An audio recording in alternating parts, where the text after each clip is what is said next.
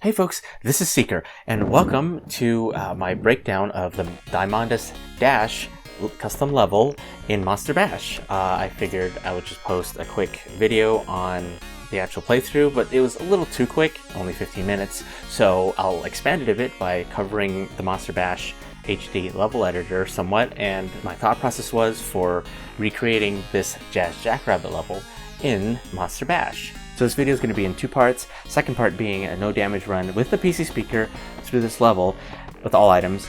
I chose the PC speaker because I feel like those sound effects still hold up pretty well as far as PC speaker sound effects go, and well, what better excuse to use the PC speaker than a nice playthrough. So let's begin and go through this a little bit. I suppose we're a little bit out since when I last updated this level, but as something came up and I wanted to record it sooner, but well, I'm getting to it now. So basically, Jazz Jackrabbit, another favorite of mine, and Monster Bash are both tile-based side-scrolling games, of course. But even so, they are still not like one-to-one exactly. They play quite differently. The speed of the games are quite different, as well as like spaces where Johnny can jump into and where he can fit through. So those were considerations and thoughts I had to think about while I was going through and making that conversion. There is a kind of a Java-based level editor that you can use that I looked at to basically kind of expand the whole map and reference it while I was going through making this. But even then, it's still not, again, not a one-to-one thing, and game elements are different. So let's just start covering some examples here and go through the level somewhat linear. So I have Johnny spawning in the air here. Now, it's kind of funny. Obviously, I can just spawn him like this, but in the game in Jazz, Jazz spawns in the air. So I just jump him in there and do that. In most places, I kind of replace the turtles with zombies as well. There's supposed to be one down here normally, but a gravestone is good enough. The bird is replaced with a power-up, since you don't really have a companion in this, except the rat. But anyway, I go up there, get the power-up. Grab a few candies, replacing the items, the collectibles, the floppy disks in Jazz with this, and the springboards with feet, of course. Good thing they're there. Now, instead of going right to the cave, because if we look and go over here, I actually use the maximum size of the map, pretty much, and it can't go past that. The tile I used was actually, the map size is the maximum that's you can use, so it actually worked out that I used exactly enough to make it all fit. So go in here in this cave, basically what happens in Jazz, and you go up here, and I did make it one way, no real need to, but also you don't really need to go back, so I figured like, okay, I'll block this one off, and you can see that I have made it look kind of like a bit of a indentation in the cave, that you go in there rather than just blackness. It has a little bit of tapering to it, as you can see with this tile there. Right click, yeah, it's using this, so that's what I have for that bit of detail. Move this one way back. And then, of course, I telegraph the fact that you can't go back with this this game element here, or map element, which can be overlaid on top of a tile.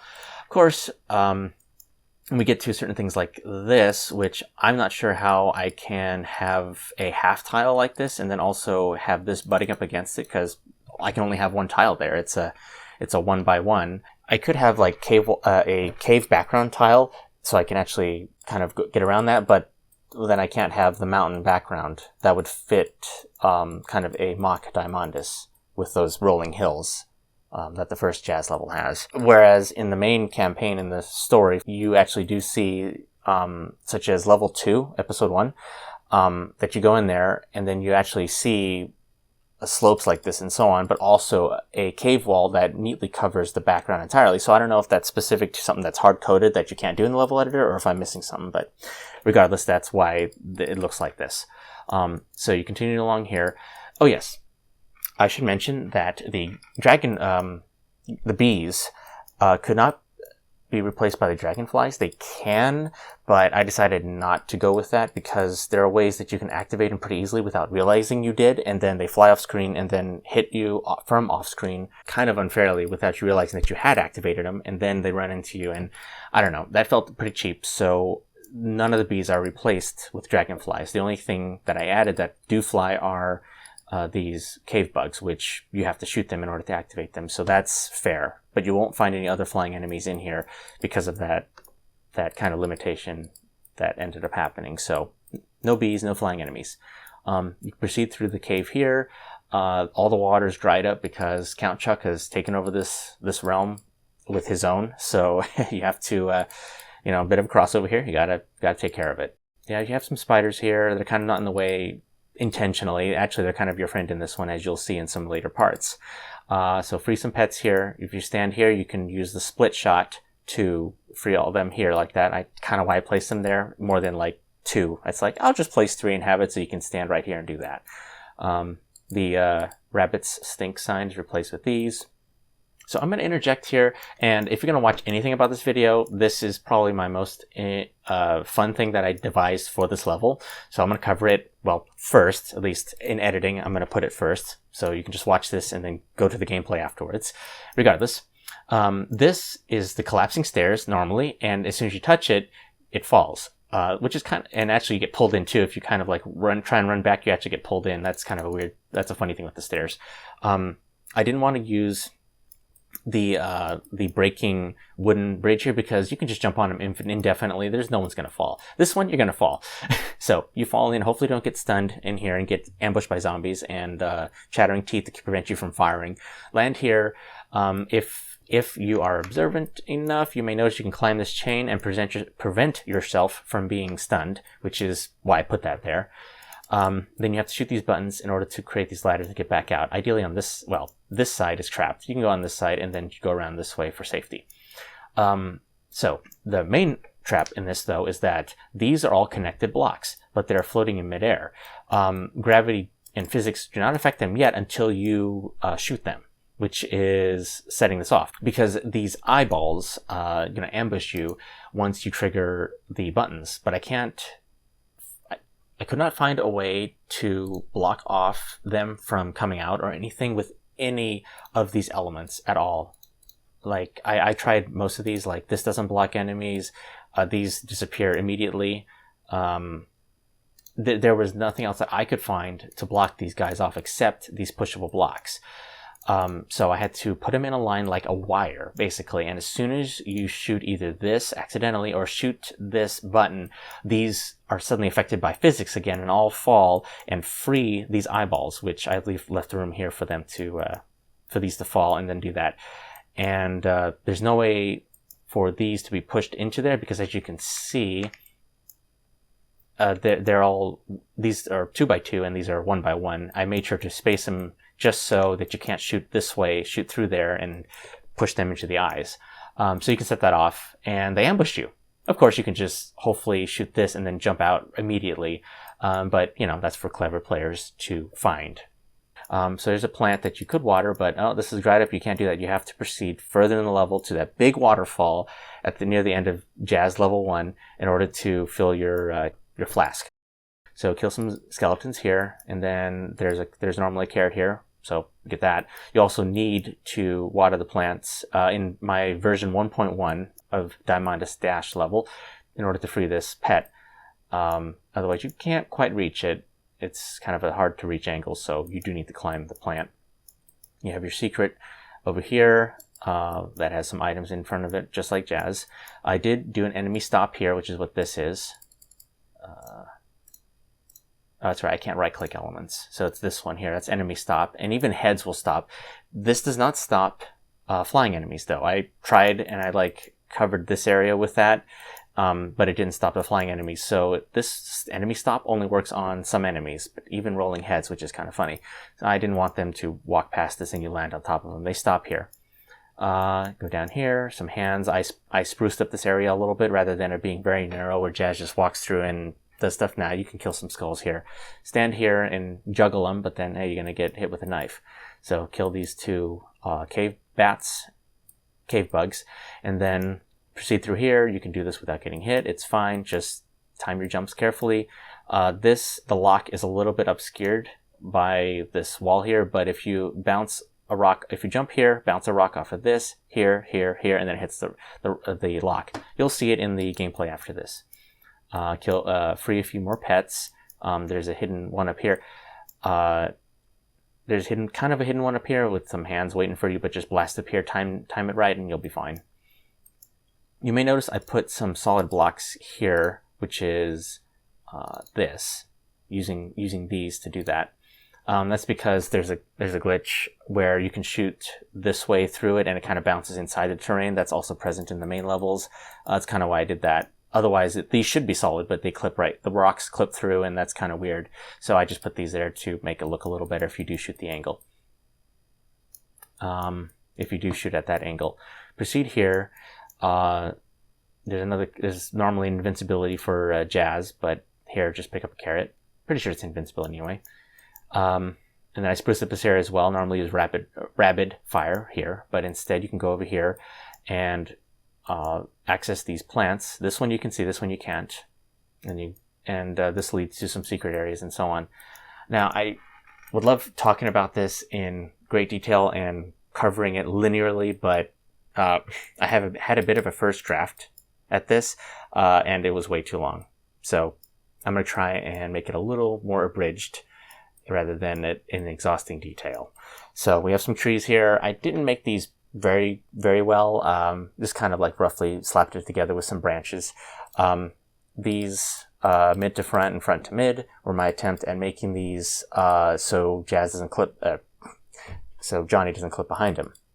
But I couldn't quite find a way to have you stand on this properly and also not clip through it. So this was my best compromise, was this kind of mixture here, combined with enemy stop here, in case you jump here and this guy wakes up. But this guy can wake up if you jump right here, and then he'll wander, but you'll see him wake up. It's fine. Let's see. This was a fun secret area here. If you scroll these hands off like this, then they don't shoot at you. You'll also see that, well, if you scroll this one off, this one will still shoot at you, but keep moving, you'll be fine. This trap was kind of devious. You have to go here to activate the ladder and go back. Don't miss these skulls. It is possible to do this jump when you bait this into jumping, as long as you time it right. You'll see in the playthrough after this section. These guys are not really around water anymore, but nonetheless, I replaced the turtles with these. That's fine. This is a little bit empty here. I couldn't really think of what to put here, background or otherwise, but I suppose it's fine. You may also realize I used some of these backgrounds in order to signify where the moon is not shining anymore, or kind of the outside. So that's why it's really dark, quote unquote dark in here, kind of lighter here, and then you actually have some, vision because this is open here. And also I use these hidden stars in order to, signify that maybe you can kind of go up here or something. I mean, you can see that there's something up here. So what's the deal with that? And this doesn't jump you nearly as high as in Jazz. So, it's not really original, but it works as a secret somewhat. Same with over here, which there's covered by a hidden skull, or the skull is hiding the star here, and then you can see that. You jump on here, jump up here, and then it's like, wait, you can jump around here, avoid these spikes, and oh hey, look, there's a secret Johnny voodoo doll. There's some pretty funny secrets here, but there's also some cues to indicate it's like maybe there's something up there. Once you get the water, you can come over here and shoot the rock down here, the block, and then push that over here, jump up here again, not really original, hit one of the hidden switches, of which there are 3. You need to find the hidden, to unlock the hidden mine. And you can see there's quite a few elements going everywhere with the triggers and everything. Now, we're near at the end here, which is a bunch of, I think it was floppy disks and items in Jazz. You go over here, you go in the, again, you're kind of in or out of the cave this time, but I'm out of room, so it's like, all right, you get transported all the way up here to here, and oh, you trigger these another new enemy as you get further into the level that fly out of here. Are these tiger planes, literally tigers in this case, and then you kind of avoid them, just keep running, you'll be fine, and you can fill up your flask at the big waterfall, which didn't dry up. And I decided to okay, how am I going to make this look decent other than having it go off screen? Well, this thing pipes into some pipes, and you can climb it and then go up here for another secret for 2 Johnny dolls, because you pick one up and it's like, oh, that's the only secret there. Nope. Jump up here onto this, jump up here and get the last one. And that's where another switch is as well. I also forgot to cover where you get the flask. The flask replaces the only checkpoint in the original Jazz level, and this time it's still an important item, but instead of a checkpoint like I've been doing for Johnny here, it's the flask, which is an important mission item. You need that. So, come to the big gnarled tree, which this is intentionally a dirt or like a different kind of weird thing instead of jagged branches. Climb the tree, you can get this instead of invincibility, and then pick up these items that's roughly in the same pattern as in Jazz. Climb up here, avoid these possessed axes, get another checkpoint, and then this, you may recognize this shape again from Jazz, which is pretty much the same, except now there's a hidden mine here. It's a pumpkin mine, and you have to hit all 3 switches in order to to get the key and unlock the mine. We'll go to that in a second, because you have a bone pit to avoid, which I am kind of proud of this design here. Okay, I have to explain this.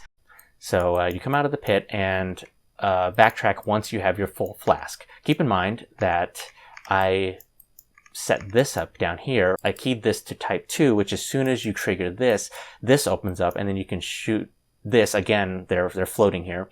Break this, and then they all fall here, allowing you to access this, which maybe you can if you save your cluster shot. Actually, I'm pretty sure that will be the case, but again, this is the only cluster shot in this level here, so you have to go this far anyway, even if you don't want to like trigger this. So you can water this, climb this, free this pet, shoot this, and that causes it to fall, because keep in mind that this is completely surrounded, and you cannot break this whatsoever until you trigger this trap. That's why they're together.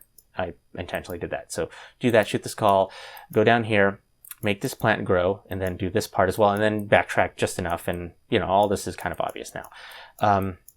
Although, because I put this in the environment like this glitches out, and this does not stop and goes all the way up to the end of the level, which is why I put this here in version 1.1. Yeah, this plant does not respect stop ladder anymore, so that's great. So proceed over here, and then you can get this and this final optional one, which it is possible to jump from here to here, right there, and not hit the spike. You'll see that in the gameplay. Water the plant and go up here, and you get ambushed by all these chattering teeth. Well, shake them off and walk it off. So climb up here. These spiders protect you because they are, I thought they were double layered. Okay, they're double layered elsewhere. These are single layered. Protecting you from the cannons, and then you get all this goodies and bonus stuff, and then you climb back down. Hopefully the cannons don't shoot you on the way, but these spiders do protect you. So your final area, the final mine, is finally open. Do you dare take on the cannon boss, the final boss in there? So go down here, and you may notice also that I had no idea what I was doing with these houses. They're kind of like, the only reliable thing I could do was like do a bookcase with an entrance. A secret entrance that takes you to, alright, well, it's a bookcase, take you to a house. So I kind of devised something really quickly, put this guy together, and I get a chance to use the invisible guests as another varied enemy in something that wouldn't really quite fit here, but they fit in the house. So put them here, get the key, and this is locked too, so that's another reason why you have to shoot more buttons. So go in here, jump up here, get the key, and go out, leave this whole area, and go back to the pumpkin mine, which is here. What a mess. I love it. So you can just shoot these guys. They're pretty nasty creatures, but just shoot them from the wall, like bounce off the wall. That's fine. Put enemy stops here for a bit. If you are savvy enough, you can destroy this one. So that's destroyed. Push this once and then destroy this so it falls, and then you can push it over, because the way it's set up is if you destroy this haphazardly, well, you can't use it as a shield anymore.